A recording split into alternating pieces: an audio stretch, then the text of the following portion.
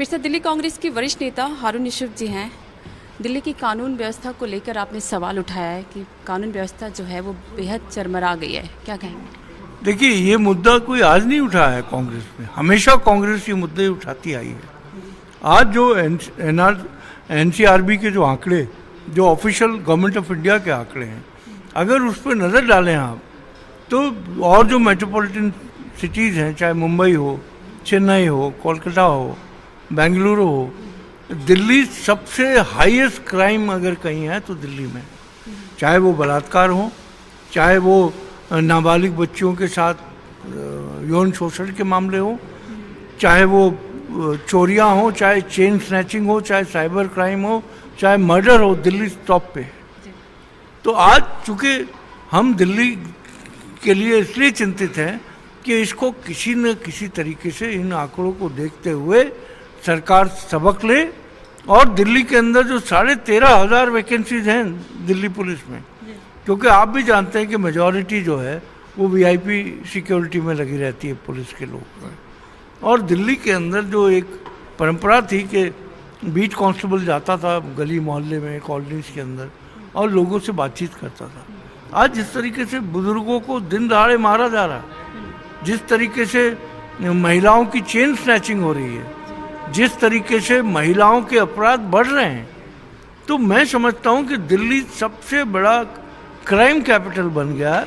इसकी चिंता की वजह से हमने ये आज प्रेस कॉन्फ्रेंस बुलाई थी। ये पहली बार नहीं है कि जब दिल्ली पुलिस जो है सुनवाई नहीं करती है। कई सारे ऐसे मामले देखने को मिलते हैं कि जहाँ पर सुनवाई नहीं होती है, पीड़ित जो है बहुत ज़्यादा परेशान होता है। दिल्ली कांग्रेस चूँकि ये मुद्दा उठा रहा है, तो आगे की आप लोगों की रणनीति क्या होगी कि पुलिस जो है थोड़ा बहुत जनता की भी सुने?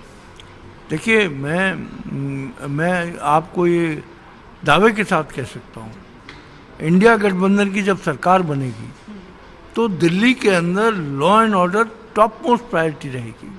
क्योंकि अगर इस शहर में जो हिंदुस्तान की राजधानी है, जो कैपिटल है, और किसी भी देश के लिए प्राइड होता है जो उसका कैपिटल होता है, वहाँ पर चाहे महिलाएं हों, चाहे बुजुर्ग हों, चाहे नौजवान हों, उनकी सुरक्षा का पुख्ता इंतज़ाम किया जाएगा। और जितनी भी वैकेंसीज या जितनी भी भर्तियाँ पुर करनी पड़ेंगी, फिल करनी पड़ेंगी, हम जो भारत सरकार आएगी इंडिया गठबंधन की, हम पूरी तरीके से ये कोशिश करेंगे ये तमाम समस्याएं ख़त्म होके दोबारा से लोग जो पुलिस कर्मी हैं वो इलाकों में जाए और वहाँ जाकर देखें तमाम चीज़ को। आज दिल्ली के मुख्यमंत्री अरविंद केजरीवाल आप लोगों के लिए चुनाव प्रचार कर रहे हैं, यानी कि जो कांग्रेस के उम्मीदवार हैं उनके लिए चुनाव प्रचार में उतरे हैं। तो क्या लगता है कि आप लोगों की जीत जो है पक्की है? देखिए, जीत तो 400 पार तो हम नहीं कहते, क्योंकि वो तो भारतीय जनता पार्टी करती है, लेकिन हमें प्रजातंत्र पे, जमहूरियत पे पूरा भरोसा है। जो 10 साल लोगों ने झेला है, जिस तरीके से member of parliament Bharatiya Janata party के 6 तो बदल दिए उन्होंने, क्योंकि इसका मतलब है वो काम नहीं कर रहे थे, नाकारा थे, अनपॉपुलर थे। तो आपने बड़ा आसान तरीका ढूंढा, इसी तरह कॉरपोरेशन में किया था। तो आज दिल्ली के अंदर लोग त्राई कर रहे हैं, और दिल्ली के लोग चाहते हैं कि दिल्ली के 7 एमपी जो हैं वो इंडिया गठबंधन के हो। 4 सीटों पे आम आदमी पार्टी लड़ रही है, 3 पे हम लड़ रहे हैं, और मुझे पूरा विश्वास है कि दिल्ली के अंदर 7 सीटों पर इंडिया गठबंधन की जीत होगी। आपका राजनीति में लंबा अनुभव रहा है और आप लगातार राजनीति को बहुत करीब से देखते भी रहे हैं। तो ऐसे में जिस तरह से आम आदमी पार्टी की वरिष्ठ राज्यसभा सांसद जो हैं उनके साथ जिस तरह से मिसबिहेव किया गया, उसको आप लेकर क्या कहेंगे? देखिए, चिंता की बात तो राज्यसभा की एमपी हो या ना हो, कोई महिला हो, और इसमें डीसीपी नॉर्थ ने बड़ा स्पष्ट बयान दिया है कि डीसीपी नॉर्थ को सिविल लाइन्स में कोई कंप्लेंट मौसूल नहीं हुई, कोई कंप्लेंट स्वाति मालीवाल जी की नहीं है। और आम आदमी पार्टी के वरिष्ठ नेता, जो बहुत सीनियर नेता हैं, संजय सिंह जी, उन्होंने बड़ी स्पष्टता से इस बात को कहा है कि हम इसकी पूरी जानकारी ले रहे हैं, अगर कोई उसमें दोषी पाया गया तो उसके खिलाफ सख्त से सख्त कार्रवाई होगी।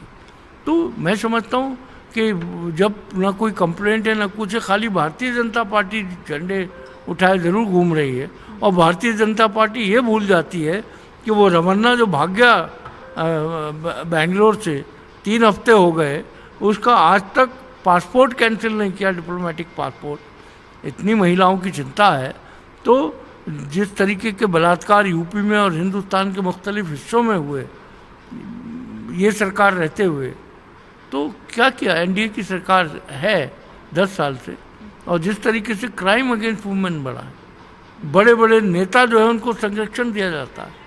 आपको जो हमारी ओलंपियंस थी, एथलीट्स, जो पहलवान थी, क्या उनके साथ हुआ, क्या हुआ उन्नाव में और लखीमपुर खीरी में, ये तमाम संरक्षण दे रहे हैं।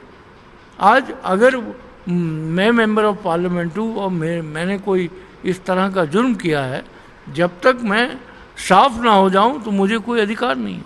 लेकिन इसका तरीका निकाल लो कि आप मेरे बेटे को दे दो टिकट। तो मैं समझता हूं कि जिस तरीके से देश में हो रहा है, लोग देख रहे हैं, और आने वाली 25 तारीख को, 1 तारीख को, 20 तारीख को सोच समझ के फैसला करेंगे। बहुत बहुत शुक्रिया। तो कुल मिलाकर कांग्रेस के वरिष्ठ नेता हारून यशप ने ये कहा कि महिलाओं के प्रति अपराध जो है वो पहले के मुकाबले ज़्यादा बढ़े। इसमें दिल्ली से कैमरामैन तारादत्त के साथ श्वेता गुप्ता।